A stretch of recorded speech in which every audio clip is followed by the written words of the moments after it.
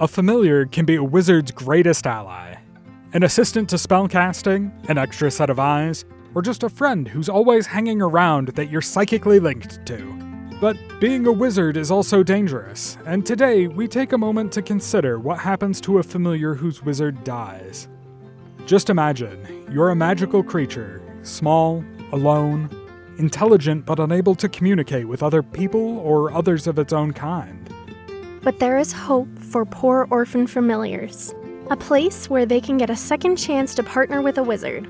I'm referring, of course, to Arnbjorg's Home for Orphaned Familiars. At Arnbjorg's, they provide a place for displaced magical assistants and work to connect them with new spellcasters. I've been volunteering at Arnbjorg's for a few years now, and we've never really had a problem getting the cats, ravens, owls, and even toads adopted. But it can be a challenge for some of the more unique familiars. So today, we're going to stop and visit with some of their more unusual residents that are up for adoption. This little guy here is Secundus the Sloth.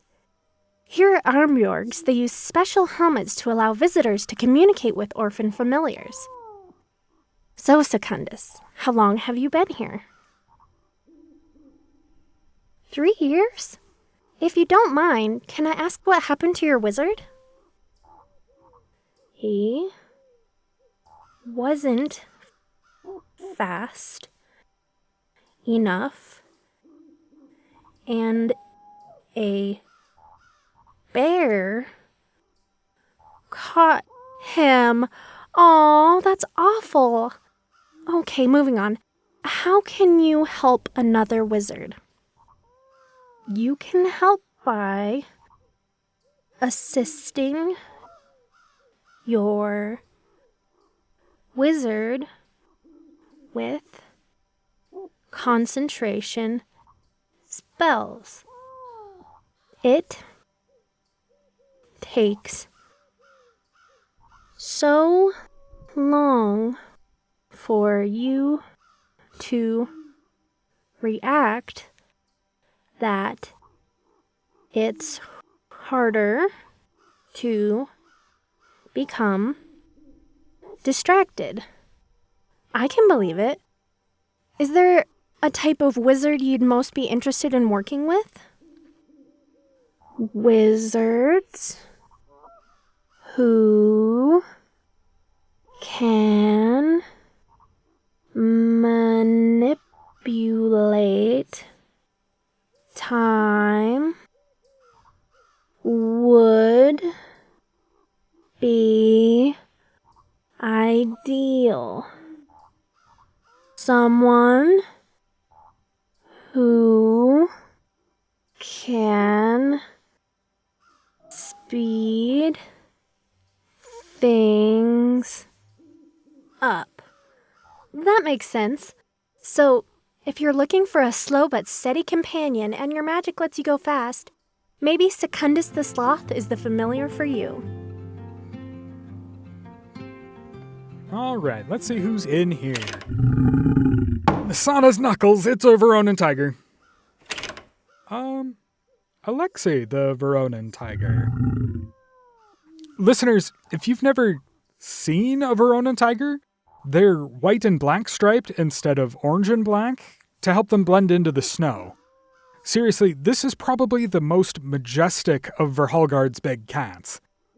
And you're a familiar? I've never seen a familiar as big as you are. Oh. And, how did your wizard die? He was late with dinner one too many times. You have been fed recently, right? Can I get you something? No? You're sure? Okay, so what can you do to help a wizard? No, I suppose I don't really need to ask, do I? And I imagine I can guess what kind of wizard you prefer. So, listeners, Alexei would be an excellent familiar to a wizard who spends a lot of time in the wilderness and can provide ample opportunities to hunt, and has a household without any children or small pets.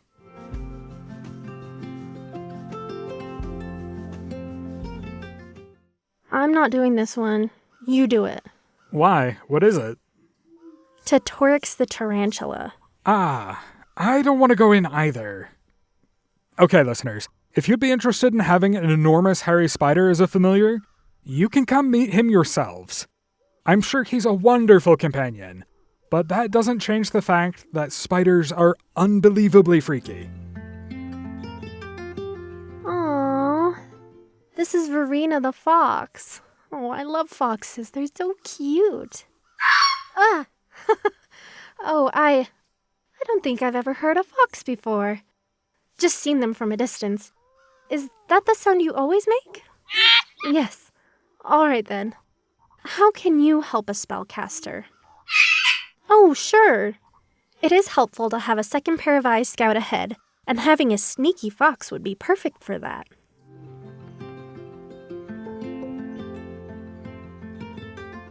This little raccoon is Melvin. Now, Melvin, what do you bring to the table to assist a wizard? 2 words? Opposable thumbs. Yeah, I can see how that might help. Opening doors, potion bottles, handing over scrolls or ingredients. Are there any particular magic specialties that appeal to you? Sanitation wizardry? Why? Oh, because of the trash.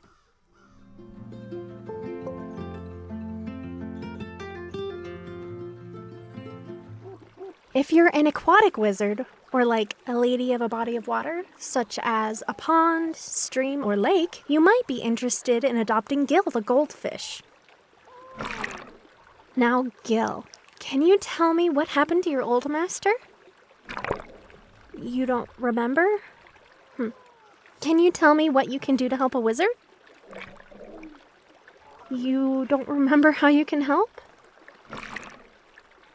I'm sure I've heard somewhere that the thing about goldfish only having a 3-second memory was a myth.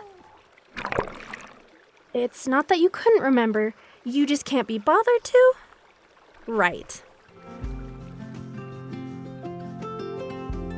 Alright, one more. Let's see. Mortal! You have the opportunity to adopt a talking skull of immense... Oh, it's just you. It's me? It's you! Richard, what are you doing here? You're not a familiar. I could be. Lots of wizards have talking skulls on their desks with dribbling handles on their foreheads. I would be perfect for that. I guess. But wait, how did you get here? I was sitting on the windowsill in the tower, and that cat of yours batted me right out. I'm pretty sure I've got a new crack on the back of my skull, but obviously I can't see it. That explains how you got out of the tower, but not how you got here. It took a long time. I should say so. It took me 10 minutes to get here from the tower, and I flew. A long time. And I can't believe you didn't notice I was gone. I did notice that it was a bit quiet. I just thought you were sulking. Oh, very nice.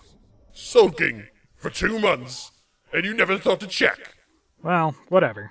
What kind of wizard would you like to be a familiar for? Oh, I'd take anyone, really. But if I had to choose, I'd probably say a necromancer. Someone who manipulates the very power of life and death and uses that power to create post-living servants of discarded flesh and bone, a multitude of vessels from necromantic power, and I, Richard Cranium, will stand at the head of his undead... That's quite enough of that. I think you might be best suited for an infomancer, or like an accountancy wizard. Something quiet and indoors. So, if you fit that profile and for some reason want an obnoxious, loud talking skull, I guess you can come adopt this obnoxious, loud talking skull. There are many more familiars up for adoption at Arnbjorg's Home for Orphaned Familiars, and they'd all love to assist you with your spellcasting. Arnbjorg's is located just outside the westward gate of Stone Tree, and you can stop by between 8 and 6 Monday through Saturday, or come outside hours by appointment. There are so many familiars here that just need a loving home, so if you are a student of magic looking for a companion, remember, take in, don't summon. You can foster, don't conjure. You're listening to Kingdom of Stone Tree Broadcasting.